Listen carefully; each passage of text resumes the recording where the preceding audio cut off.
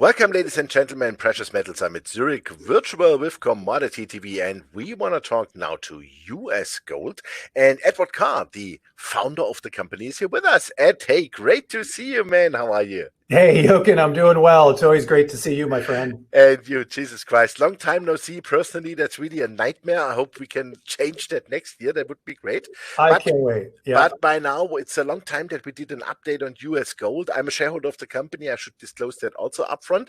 And yeah, I went through your website and presentation. That looks really good in the anticipation of a PFS coming upcoming. We talk in that in a second. But what caught my interest was that you have George B., a real mine builder, as a CEO. I mean, that is a bit unusual because the guy did some real big projects. Yeah, he really did, Jochen. And, you know, it's been such a pleasure to work with George. Let me tell you a little bit of the history. As you point out, I founded the company. And, you know, about spring of last year, I reached out to George. And George, as you rightly pointed out, a very seasoned mining industry veteran. George has a 42-year career. He's in his early 60s. He's retired, lives in Park City, Utah. So he's done very, very well over his career financially. Doesn't need to work, likes to enjoy the powder skiing and walking his dogs and that nice Utah lifestyle.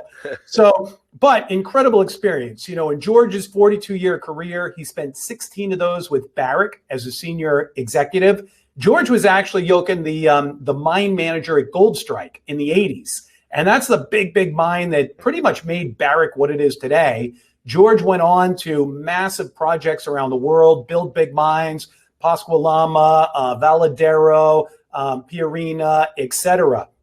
But he also has experience with juniors. He was the COO of Aurelian. As you know, they discovered the Frutal del Norte deposit, Ecuador, sold the company to Kinross for $1.8 billion. Lundin Mining has that asset now. So George really, you know, knows how to push projects forward as a mine engineer. So I reached out to him spring of last year, literally, Jochen, as a consultant. And I said, George, come take a look at our Wyoming project. We've got this great asset in Wyoming, our Copper King project. Now we're calling it the CK Gold project. Come take a look at this. So George looked at the project with a whole team of his own consultants. And I tell you, look, Jochen, he really liked what he saw. And he told me, he said, Ed, you know, at $1,800 gold and $4 copper, this project is a moneymaker. It's very simple. I can push this forward very easy into production. So I said, you know what, George, God bless. Here's the keys. You're now the president and the CEO. So I stepped aside. I think, as you know, Jochen, and people know, I'm a significant equity shareholder in the company. So I want my stock, like all the shareholders, to really be worth something. I was never in this for a salary. And George came in, we hired him. He's been in the saddle now just over a year. And man, did he go great guns right away from day one. We started a very, very active field season in Wyoming, September of last year, moving the project from a PEA right now to a PFS level. We're going to have this pre-feasibility study out probably by end of November, early December. George also started all of the environmental and baseline data, capturing all that. So we have every intention of moving this project to full bankable feasibility study and then into production. Okay, super. What amounts of money we are talking so far that you need to spend to go in production? Look, as far as the field work, we've actually already spent all the money. We've already paid the bills for the pre-feasibility study. So, and as this report will come out, it will obviously be an updated CapEx number. So I don't really know what it is yet. We just have to wait a couple weeks, Jochen. And I'll tell you one thing. In the PEA, I think as you remember, Mine Development Associates looked at a 17-year projected mine life, looking at about 65,000 ounce gold equivalent per year. And it was a 9,800 ton a day throughput.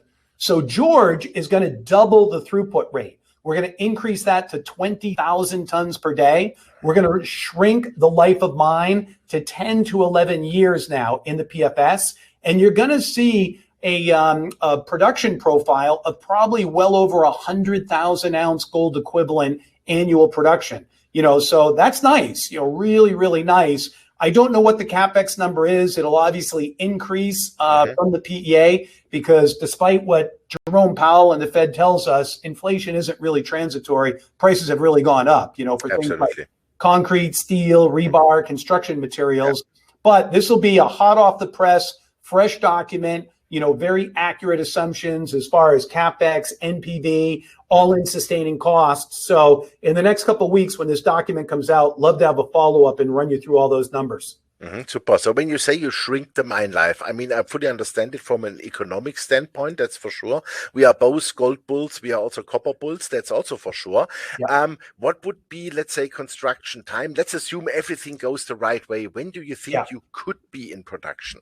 So here's a very realistic and I hope accurate time frame, definitely a forward-looking statement, but pre-feasibility study coming out by the end of 2021.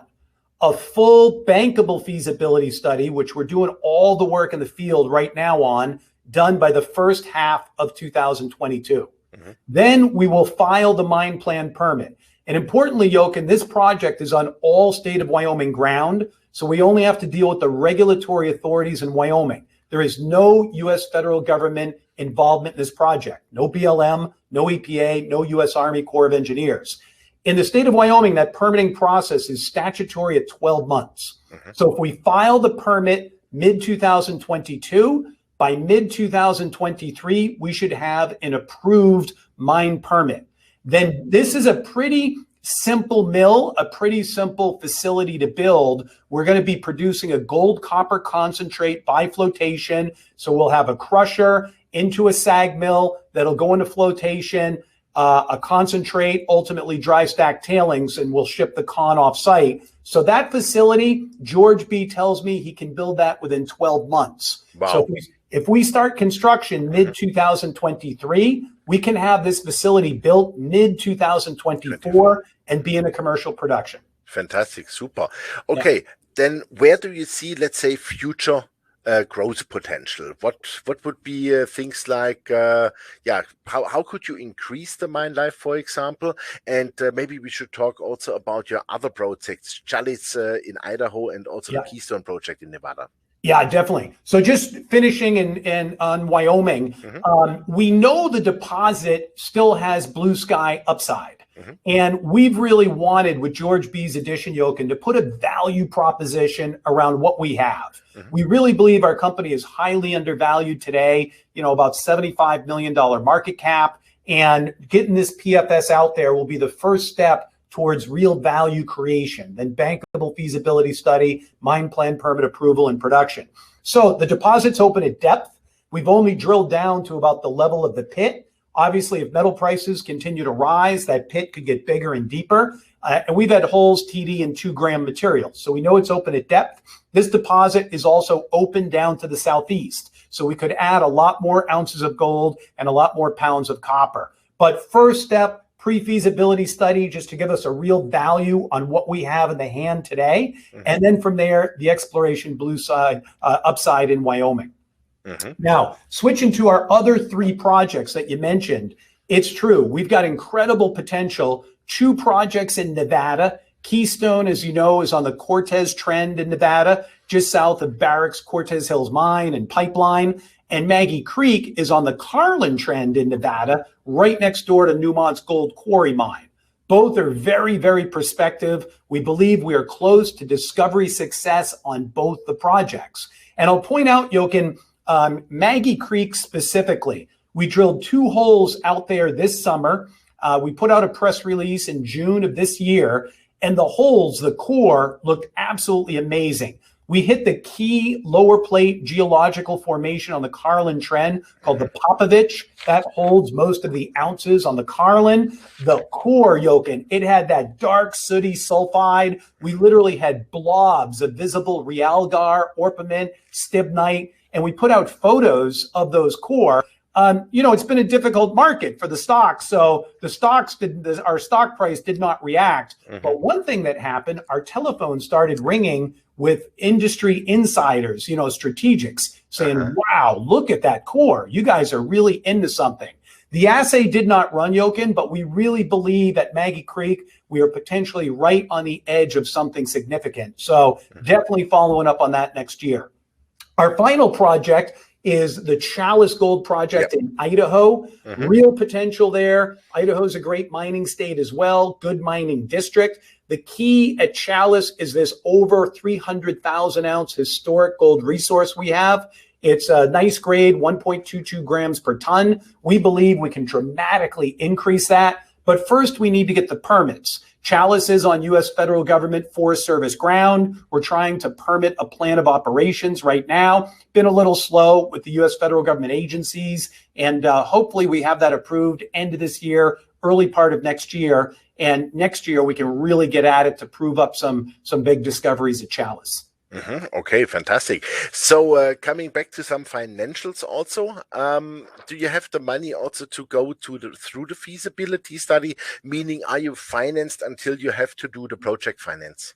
Yeah, we are. As of our last public filing, we showed 10.8 million US dollars in cash, no debt in the company. So, you know, we're in decent shape. And as I mentioned, all of the bills already on the pre-feasibility study and most of the feasibility study have actually already been paid. So that's the good news. You know, certainly at some point in the future, us, like all the exploration development companies, will need to raise more money, but we're hoping Jochen to do that at significantly higher valuations. We think this pre-feasibility report in the next couple of weeks coming out will be the initial catalyst to have institutions come in. A lot of people have been following us. I just came off, you know, the European Precious Metals Summit, had about 25 meetings. We had a really good Beaver Creek and Denver Gold shows back in September. So we have a lot of interest, but the market wants to see the document. They want to look at those, you know, updated mine plan and economics of the PFS. And then we're really hoping we re-rate on the valuation. That would be great. I would appreciate a re-rating also because, as I said, I have shares. Fantastic. No, super. Then I would say, yeah, we wait for your PFS. That I think that's the biggest catalyst here now coming up. Yeah. And keep fingers crossed that things go really well. And yeah, let gold and the stock price rise, I can say. There we go. Your lips to God's ears, Jochen. Super. Okay, Ed, thank you very much. Wish you all the best and hope to see you soon. You too. Thanks so much. Thank you very much. Okay. Yeah, ladies and gentlemen, that was the Precious Metals Summit Zurich virtual, and you heard it. This was US Gold, Ed Karr, the founder of the company, over $10 million in the bank, financed until the feasibility study. The PFS comes out in, yeah, probably the next 2-3 weeks. So this is a very, very big event for the company. George B is on the board, a legend mine builder, and definitely, how can I say, they want to bring CK, the Copper King project, into production. That is for sure. That really looks like that. And I think also with a capex, which is absolutely manageable for the company. So stay tuned. Thanks for watching us, and bye-bye from Switzerland.